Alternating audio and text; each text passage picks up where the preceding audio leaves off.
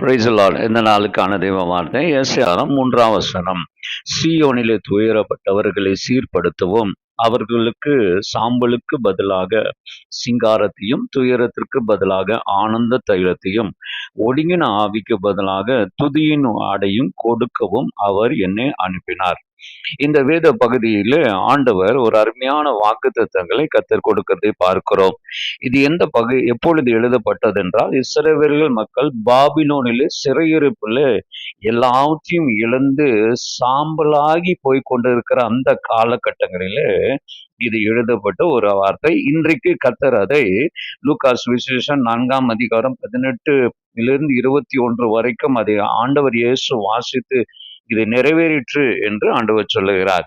இந்த இடத்துல 3 காரியங்களை கர்த்தர் சொல்லுகிறார். இந்த 3ஐயும் கர்த்தர் நமக்கு ஆசீர்வாதமான வார்த்தைகளாய் தருவாராக. முதலாவது, சாம்பலுக்கு பதிலாக சிங்காரம். சாம்பல் என்பது இழப்பை, அழிவை, தோல்வியை அது காண்பிக்கிறதாக இருக்கிறது.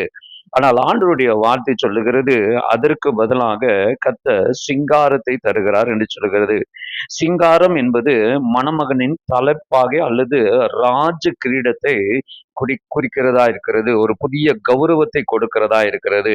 என் தேவன் உங்களுக்கு சாம்பல் என்கிற தீந்து போன ஒன்றை ஆண்டவர் முடிவுக்கு கொண்டு வந்து அதை முடித்து விட்டு மேன்மையான உயர்வை கர்த்தர் உங்களுக்கு தருவாராக.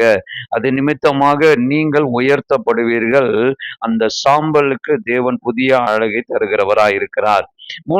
இரண்டாவது, துக்கத்திற்கு பதிலாக ஆனந்த தைலம். துக்கம் எதை குறிக்கிறது? நம்முடைய மரணத்தை, வியாதியை மற்றும் உலக கவலைகளை அதை காண்பிக்கிறதா இருக்கிறது. ஆனால் அடுத்த வார்த்தை சொல்லுகிறது, துக்கத்துக்கு பதிலாக ஆனந்த தைலம் என்று சொல்லுகிறார். எபிரேய கலாச்சாரத்திலே தைலம் பூசுவது என்பது கர்த்தருடைய அபிஷேகம், விருந்து உபசரிப்பு, தேற்றப்படுதல். இன்றைக்கு ஆண்டவர் சொல்லுகிறாரு, துக்கப்படும் மனிதராக நீங்கள், தனிமைப்படுத்தும் மனிதர்களாக நீங்கள் காணப்படுவீர்கள் என்றால் தேவன் உங்களை அனாதியாக விட்டு விடாமல் மகிழ்ச்சியின் தைலத்தினாலே, அபிஷேகத்தினாலே உங்களை கௌரவிப்பாராக. மூன்றாவதாக, ஒடுங்கின ஆவிக்கு பதிலாக துதியின் ஆடையை தருகிறார். ஒடுங்கின ஆவி எதை குறிக்கிறது என்றால் நம்முடைய மன அழுத்தத்தை குறிக்கிறது. நம்முடைய பயத்தை, கவலையை மற்றும் இறுதிய நசுக்குதலை குறிக்கிறதா இருக்கிறது. ஆனால் துதி என்பது தேவனை உயர்த்துவது மாத்திரமல்ல, இந்த ஒடுக்கப்பட்ட காரியத்தை உடைக்கிற ஒன்றா இருக்கிறது. ஆம் அருமையானவர்களே, ஒடுங்கின ஆவி ஒருவனை முடக்கி போடும் என்றால், அல்லது நம்மை முடக்கி போடும் என்றால், அந்த ஒடுங்கினதை உடைத்து எரிகிற ஒரு துதியை கர்த்தர் உங்களுக்குள்ளே தந்திருக்கிறார். அந்த துதியின் ஆடையை, இந்த ஒடுங்கின ஆடையை தூக்கி போட்டு விட்டு துதியின் ஆடையை கர்த்தர் உங்களுக்கு தருவாராக.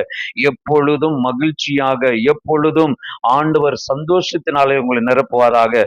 துதிக்கும் போது சிறைச்சாலைகள் அதிரும். கர்த்தர் நிச்சயமாகவே ஒரு அற்புதத்தையும் ஒரு அதிசயத்தை உங்கள் வாழ்க்கையிலே நிறைவேற்றுவாராக. சிலுவையிலே நமக்காக ஜெயத்தை கொடுத்த தேவன் சாம்பல்களையும் துக்கங்களையும் எல்லாவற்றையும் நீக்கிவிட்டு நமக்கு சந்தோஷத்தினாலும் சமாதானத்தினாலும் நிரப்பி இருக்கிறார். கர்த்தர் தாமே உங்களை ஆசீர்வதிப்பாராக. God bless you.